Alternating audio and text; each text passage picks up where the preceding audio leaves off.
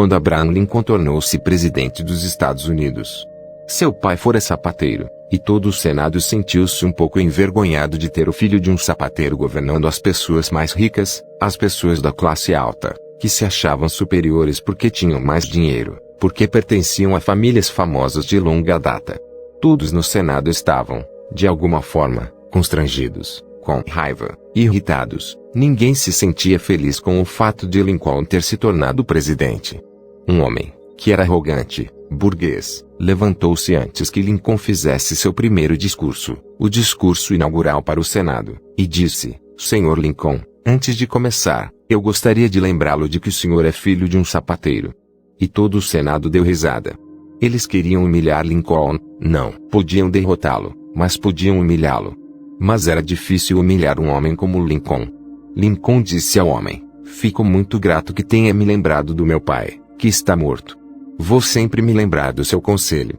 Sei que não poderei jamais ser um presidente tão grande quanto o sapateiro que meu pai foi. Houve um silêncio total, devido à maneira como Lincoln respondeu. E ele completou, dizendo ao homem: Até onde eu sei, meu pai costumava fazer sapatos para sua família também. Se os seus sapatos estiverem apertando, ou se houver algum outro problema, embora eu não seja um grande sapateiro, como aprendi arte com meu pai desde a infância, posso consertá-los. E o mesmo vale para qualquer um no Senado. Se o meu pai fez os seus sapatos e eles precisarem de qualquer correção, qualquer melhoria, estou sempre à disposição. Embora uma coisa seja certa, não consigo ser tão bom quanto meu pai. O toque dele era de ouro. E lágrimas vieram-lhe aos olhos à memória de seu grande pai. Não importa, a pessoa pode ser um presidente de terceira classe, ou pode ser um sapateiro de primeira classe. O que importa é que ela goste do que faz, e que ponha toda a sua energia nisso, que não queira ser outra pessoa, que isso seja o que ela quer ser, que concorde com a natureza, que o papel que lhe foi dado para desempenhar esse drama seja o papel correto, que ela não o troque nem mesmo com um presidente ou um imperador. Isso é riqueza verdadeira. Isso é poder verdadeiro. Se todos os indivíduos crescem para ser o que são, será possível encontrar a Terra, como um todo, repleta de pessoas poderosas, com uma tremenda força, inteligência. A palavra ideal é uma palavra suja para mim. Não tenho ideais. Os ideais deixam as pessoas loucas. Foram ideais que transformaram o mundo inteiro em um grande hospício. O ideal quer dizer que o homem não é aquilo que deveria ser. O ideal cria tensão, ansiedade, angústia, divide o homem e torna-o esquizofrênico. Além disso, o ideal está no futuro, enquanto o homem está aqui. E como o homem pode viver se ele não for o ideal? Primeiro ser o ideal, e, depois, começar a viver, mas isso nunca acontece. Isso não pode acontecer, pela própria natureza das coisas. Os ideais são impossíveis, e é por isso que são ideais. Eles levam o homem à loucura e o deixam insano. Depois vem a condenação, pois ele nunca alcança o ideal. Cria-se a culpa. Na verdade, isto é o que os padres e os políticos fazem. Eles querem criar a culpa nas pessoas. Para criar a culpa eles usam ideais. Esse é o mecanismo. Primeiro dão um ideal, e, depois, a culpa vem, automaticamente. Digamos que eu afirme que ter 2 olhos não é suficiente, é preciso ter 3 olhos. É preciso abrir o terceiro olho. Leia Lobsang Rampa, abra seu terceiro olho. E agora faça um esforço, dessa e daquela forma, fique de cabeça para baixo repita um mantra. Mas o terceiro olho não abre, e, agora, a pessoa começa a se sentir culpada, está faltando alguma coisa. Ela não é a pessoa certa. Torna-se depressiva. Esfrega com força o terceiro olho, e ele não abre. Cuidado com todo esse absurdo. Os 2 olhos que cada indivíduo tem são lindos. E se algumas têm apenas um único olho, perfeito. Basta que elas se aceitem como são. Deus as fez perfeitas, Ele não deixou nada incompleto em ninguém. E se sentem que algo está incompleto, então é porque faz parte da perfeição. Elas são perfeitamente imperfeitas. Deus sabe melhor do que ninguém. Somente na imperfeição existe crescimento, somente na imperfeição existe fluxo, somente na imperfeição algo é possível. Se as pessoas fossem simplesmente perfeitas, estariam mortas como uma rocha. Daí, não haveria nada acontecendo, daí nada poderia acontecer. Se é que vocês me entendem, Eu gostaria de lhes dizer, Deus também é perfeitamente imperfeito, pois, do contrário, já estaria morto há muito tempo. Não teria esperado Friedrich Nietzsche declarar que Deus está morto. O que esse Deus estaria fazendo se ele fosse perfeito? Não poderia fazer nada, não poderia ter nenhuma liberdade para fazer algo. Não poderia crescer, não haveria nenhum lugar para onde ir. Ele ficaria simplesmente preso lá. Não poderia nem mesmo cometer suicídio, pois, quando se é perfeito, não se faz coisas como essa. É preciso que cada um se aceite como é. E não estou interessado em nenhuma sociedade ideal, de jeito nenhum. Não estou interessado em indivíduos ideais. Não tenho interesse em qualquer forma de idealismo. E, para mim, a sociedade não existe, existem apenas indivíduos. A sociedade é só uma estrutura funcional, utilitária. Não se tem domínio sobre a sociedade. Alguém já conseguiu ter domínio sobre a sociedade? Alguém já conseguiu ter domínio sobre a humanidade? Alguém já conseguiu ter domínio sobre o cristianismo, o hinduísmo, o islamismo? Não, é sempre possível dominar o indivíduo sólido, concreto. Mas as pessoas pensaram em como melhorar a sociedade, em como fazer uma sociedade ideal. No entanto, essas pessoas provaram ser um desastre. Elas provocaram um grande prejuízo, uma vez que, em função de sua sociedade ideal, destruíram o autorrespeito e criaram a culpa em todo mundo. Todo mundo é culpado, ninguém parece ser feliz da maneira que é. É possível criar culpa, por qualquer coisa aí, uma vez criada a culpa, a pessoa se torna poderosa. Aquele que cria culpa no outro torna-se poderoso em relação a ele. Portanto, é bom lembrar dessa estratégia, porque, depois, apenas o primeiro poderá redimir o segundo da culpa. Depois, o segundo terá que ir até o primeiro. O padre antes cria culpa para que depois os fiéis tenham que ir à igreja. Daí, então, os fiéis têm de ir e confessar: eu cometi esse pecado, e o padre os perdoa em nome de Deus. Primeiro o padre cria a culpa em nome de Deus e, depois, perdoa as pessoas em nome de Deus. Veja. Calvin foi pego por sua mãe cometendo um pecado grave, e foi mandado imediatamente para a confissão. Padre, disse Calvin, eu brinquei comigo mesmo. Por que você fez isso? Gritou o padre, que estava realmente bravo. Eu não tinha nada melhor para fazer, respondeu Calvin. Para penitência, reze 5 Pai Nossos e 5 Ave Marias, sentenciou o padre. Uma semana depois a mãe de Calvin pegou-o novamente e, uma vez mais, mandou-o para a confissão. Padre, eu brinquei comigo mesmo. Por que você fez isso? Perguntou o padre. Eu não tinha nada melhor para fazer, respondeu Calvin. Para penitência, reze 10 Pai Nossos e 5 Ave Marias. Na semana seguinte Calvin tornou a pecar. Pode voltar de novo, disse a mãe. E leve este bolo de chocolate para o bom padre. Então, enquanto esperava em uma longa fila, Calvin acabou com o bolo. No confessionário ele disse: Padre, minha mãe mandou-lhe um bolo de chocolate, mas eu comi tudo enquanto aguardava. Por que você fez isso? Perguntou o padre. Eu não tinha nada melhor para fazer. Então por que não brincou consigo mesmo? O padre não está interessado no que as pessoas estão fazendo, ele tem seus próprios interesses, nesse caso, seu bolo de chocolate. E, depois, as pessoas podem ir para o inferno. Então, podem fazer o que quiserem, mas onde está o bolo de chocolate? Os padres criam a culpa, e, depois, perdoam as pessoas em nome de Deus.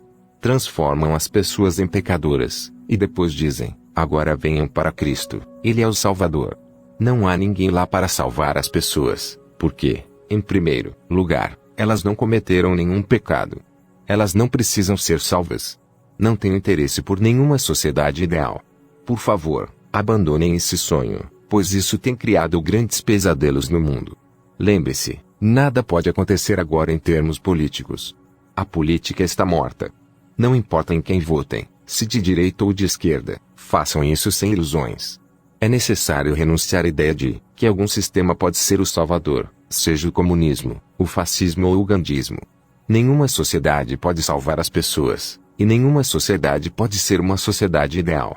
E não há nenhum salvador, seja Cristo, Krishna ou Rama. É preciso simplesmente abandonar esse absurdo que as pessoas carregam sobre a culpa e o fato de serem pecadoras. Coloque toda a sua energia na dança, para celebrar a vida. E daí, então, o homem é ideal, aqui e agora, mas não que seja necessário tornar-se ideal. A ideologia, como tal, perdeu sua verdade. Na realidade, ela nunca esteve lá, em primeiro lugar. E o poder de persuadir também é algo que se foi. Algumas mentes sérias deixaram de acreditar que alguém possa estabelecer planos e, através de engenharia social, produzir uma nova utopia de harmonia social. Estamos vivendo na era da liberdade total. Atingimos a maioridade. A humanidade não é mais infantil, está mais madura. Estamos vivendo em um período muito socrático, porque as pessoas estão fazendo todas as perguntas importantes sobre a vida. Não comecem a desejar e ansiar por algum futuro ideal, ideia, perfeição. Abandone todos os ideais e viva aqui agora.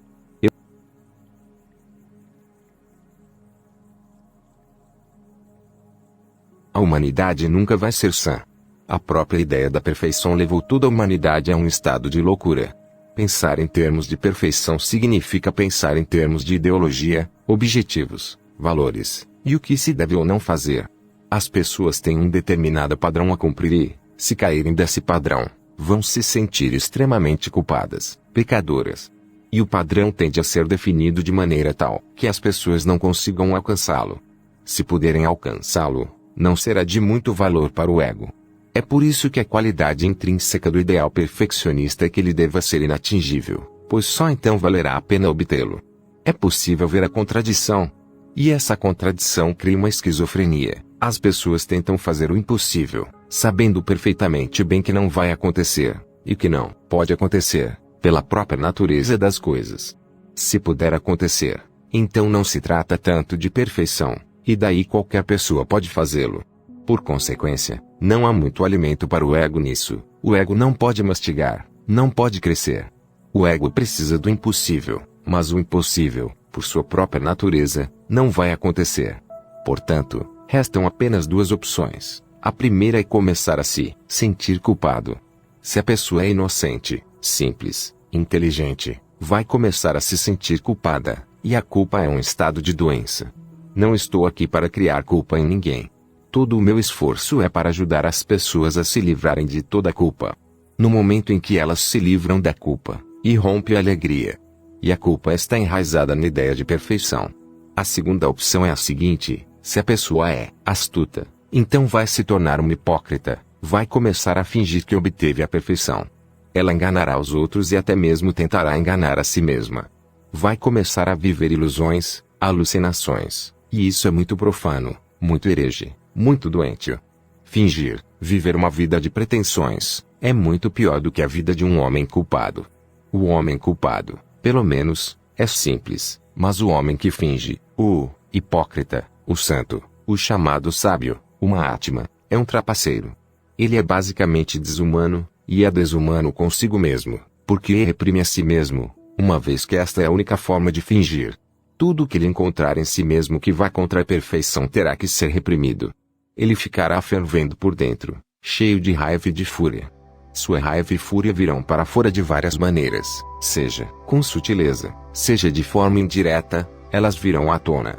Mesmo pessoas agradáveis e boas como Jesus são cheias de raiva, fúria, e são contra coisas tão inocentes. Pode acreditar. Jesus vem acompanhado de seus seguidores, aquele bando de idiotas que chamam de apóstolos. Ele está com fome, todo aquele bando está com fome. Eles chegam a uma figueira, mas não é época de a árvore dar figos. Embora não seja a culpa da árvore, Jesus fica tão irritado que condena a figueira, e a amaldiçoa. Ora, como isso é possível? Por um lado, ele diz, ame o teu inimigo como a ti mesmo. Por outro lado, ele não pode sequer perdoar uma figueira que não tem frutos porque não é época de dar frutos. Essa dicotomia, essa esquizofrenia prevalece na humanidade por milhares de anos. Ele diz Deus é amor, porém, ainda assim Deus dirige o inferno. Se Deus é amor, a primeira coisa a ser destruída deveria ser o inferno. O inferno deveria ser imediatamente queimado, removido. A própria ideia de inferno vem de um Deus muito ciumento. Mas Jesus nasceu judeu, viveu como judeu, morreu como judeu. Ele não era cristão, e nunca ouviu a palavra cristão. E a ideia judaica de Deus não é uma belíssima ideia. O Talmud diz, a declaração é feita nas próprias palavras de Deus, sou um Deus ciumento, muito ciumento. Não sou simpático. Não sou seu tio. Esse Deus é obrigado a criar o inferno. Na verdade, para viver até mesmo no céu com um Deus assim, que não é o tio de ninguém, que não é simpático e que é ciumento, vai ser um inferno. Que tipo de paraíso alguém terá alcançado ao viver com ele? Haverá uma atmosfera ditatorial e despótica, sem liberdade, sem amor. O ciúme e o amor não podem coexistir. Assim, até mesmo as ditas pessoas boas causam a infelicidade humana. Dói saber, porque o homem nunca ponderou sobre essas coisas. Nunca tentou escavar o passado, e todas as raízes de sua infelicidade estão em seu passado. E lembre-se bem de que o passado é mais dominado por Jesus, Mahavira, Confúcio, Krishna, Rama, Buda do que por Alexandre, o Grande, Júlio César, Tamerlane, Gengis Khan, Nadir Shah. Os livros de história falam sobre eles, mas eles não fazem parte do inconsciente do homem. Eles podem fazer parte da história, mas não compõem uma personalidade do homem, que na verdade é formada pelas ditas pessoas boas. Com certeza, elas tiveram algumas qualidades boas, porém estas coexistiam com uma dualidade, e a dualidade, por sua vez, surgiu da ideia da perfeição. Os jainistas dizem que Mahavira nunca transpirava. Como pode um homem perfeito transpirar? Eu posso transpirar, eu não sou um homem perfeito. E a transpiração no verão é tão bela que prefiro escolher a transpiração em vez da perfeição.